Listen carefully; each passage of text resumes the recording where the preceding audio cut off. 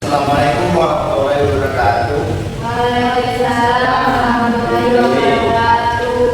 Pada kesempatan kali ini saya akan mempresentasikan materi kesehatan reproduksi yang berjudul narkoba dan dunia remaja.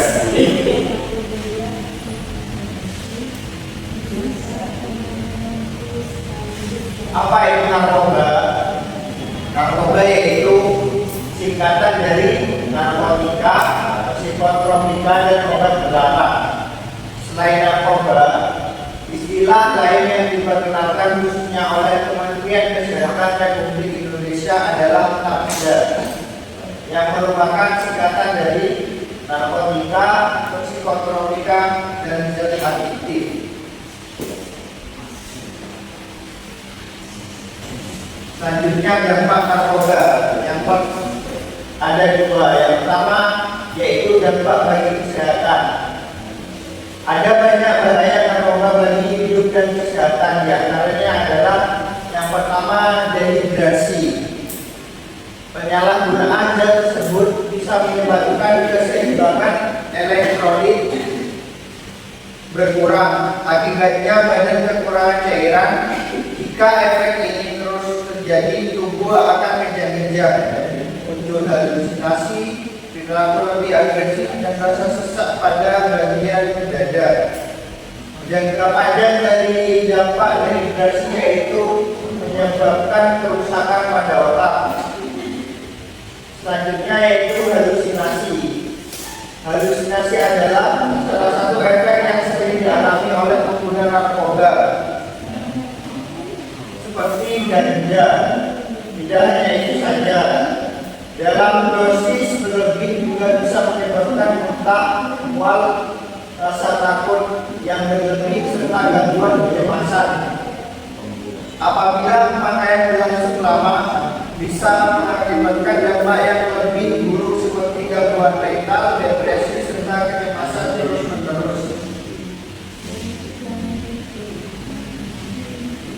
Selanjutnya, menurunnya tingkat kesadaran.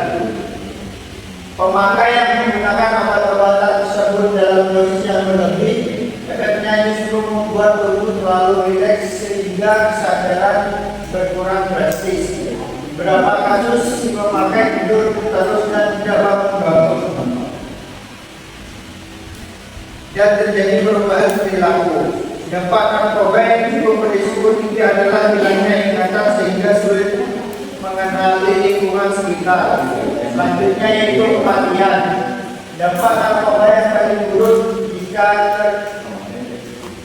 terjadi jika si pemakai menggunakan obat-obatan tersebut dalam dosis yang tinggi atau yang dikenal dengan overdosis. Pemakaian sabu-sabu, opium, dan kokain bisa menyebabkan tubuh kejang-kejang jika dibiarkan, dapat menimbulkan kematian.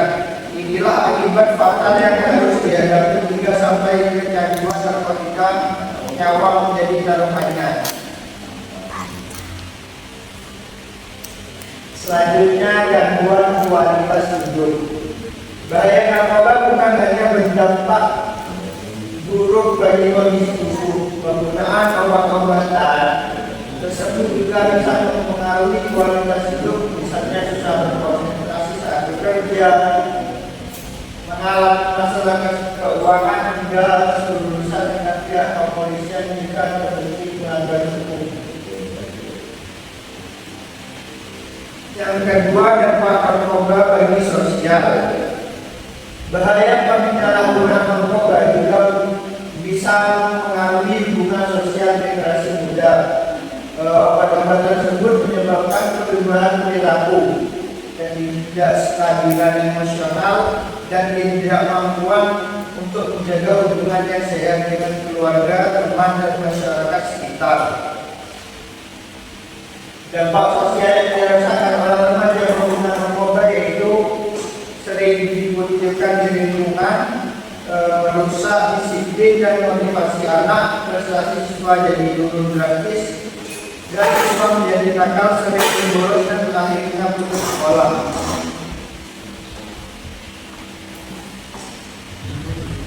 Selanjutnya bahaya narkoba bagi remaja. Yang pertama pada perkembangan otaknya. Narkoba bisa merusak perkembangan otak remaja.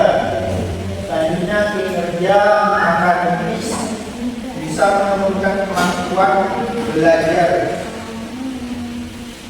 Terakhir hubungan sosial, yaitu mengganggu hubungan dengan orang terdekat. Kenapa remaja mudah terkena narkoba? Faktor pemicu utamanya adalah karena tawaran dari teman sebaya dan rasa penasaran yang tinggi ingin mencoba narkoba. Masa remaja merupakan fase krisis, terjadi banyak perubahan baik secara fisik, psikologis maupun sosial. Pada masa ini remaja cenderung labil, cenderung gejala dan cenderung mudah terbawa arus. Selanjutnya, yang menghindari narkoba. Yang pertama, hindari lingkungan berisiko, jauhi teman atau tempat yang berhubungan dengan narkoba. Yang kedua, kembangkan hobi, yaitu terlibat dalam kegiatan positif seperti olahraga atau seni. Yang ketiga, pahami bahaya atau pelajari efek buruk dari narkoba. Selanjutnya, yang datang dari teman. Yang pertama yaitu berani mengatakan tidak atau latih diri untuk menolak tawaran narkoba. Yang kedua, cari dukungan atau membicarakan masalah dengan keluarga atau teman. Yang ketiga, ganti aktivitas atau pilih kegiatan lain yang positif.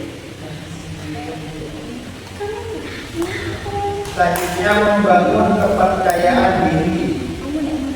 Yang pertama, tingkatkan self-esteem. Berikut adalah beberapa indikator untuk meningkatkan self-esteem. Yang pertama, berpikir positif, yaitu bersikap baik dan sportif kepada diri sendiri dan menanamkan pikiran-pikiran positif. Yang kedua, mempunyai tujuan hidup, yaitu tentukan tujuan hidup. Dan ketiga, menulis jurnal dapat membantu meningkatkan self-esteem. Yang kedua, ikuti kegiatan positif seperti temukan dan tekuni minat yang baru. Selanjutnya, dukungan keluarga dan masyarakat. Dukungan keluarga yaitu diskusikan bahaya narkoba dan keputusan hidup sehat. Untuk dukungan masyarakat yaitu ikuti kegiatan positif yang ada di masyarakat. Jika terlanjur terjerumus narkoba, yang pertama yaitu lakukan pemeriksaan. Pemeriksaan dilakukan tidak hanya oleh dokter, tetapi juga terapis.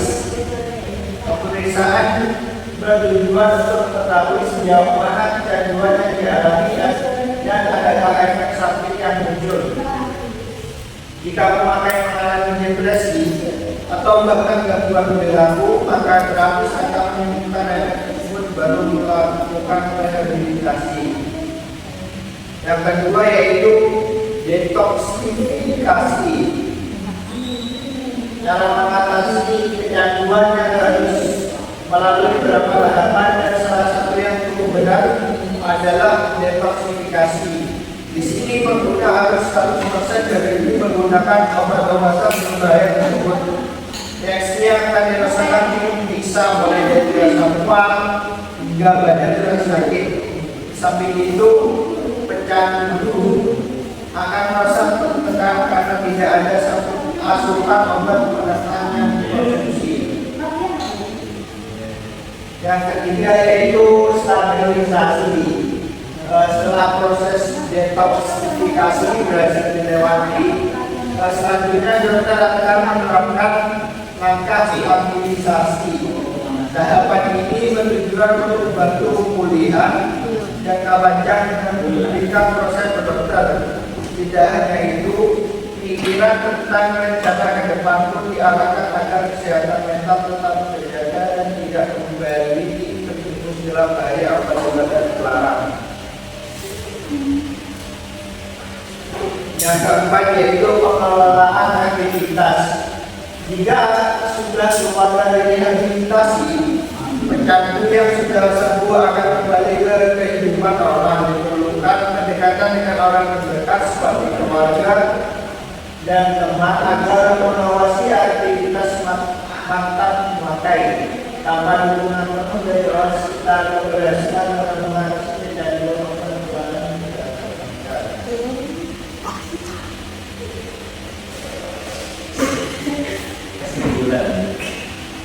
Kesimpulan, kesadaran dan edukasi penting untuk memahami bahaya narkoba dan cara menghindarinya. Terakhir, dukungan dan aktivitas positif, lingkungan yang mendukung dan kegiatan positif membantu menjauh dari narkoba.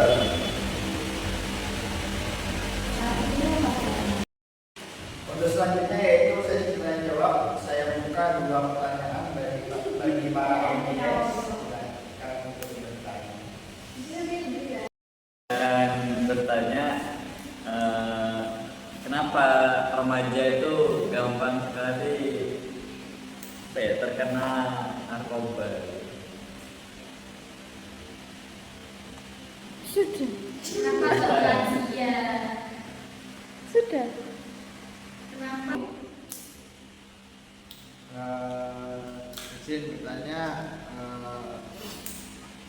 terhadap yang presentasi, bagaimana sih cara mengatasi ketika orang tersebut sudah terkena narkoba? Sekian, terima kasih.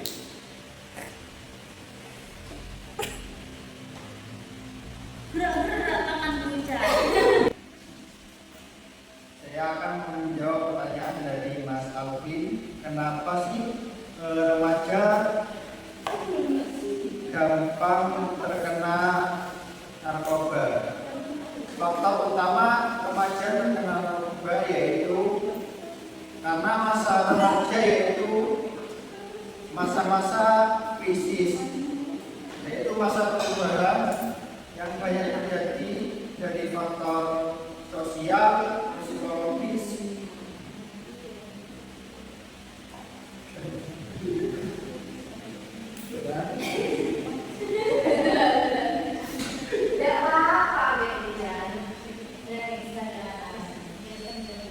pada masa ini remaja cenderung penuh gejolak dan cenderung mudah terbawa arus. Selanjutnya saya akan menjawab pertanyaan dari Mas Wildan. Bagaimana jika seseorang sudah terlanjur terjerumus narkoba dan bagaimana cara menyikapinya? Yang pertama yaitu pemeriksaan. Pemeriksaan tidak dilakukan hanya oleh dokter terapi, dokter atau terapi. Pemeriksaan bertujuan untuk mengetahui sejauh mana kecanduan yang dialami dan adakah efek samping yang muncul. Selanjutnya yaitu detoksifikasi.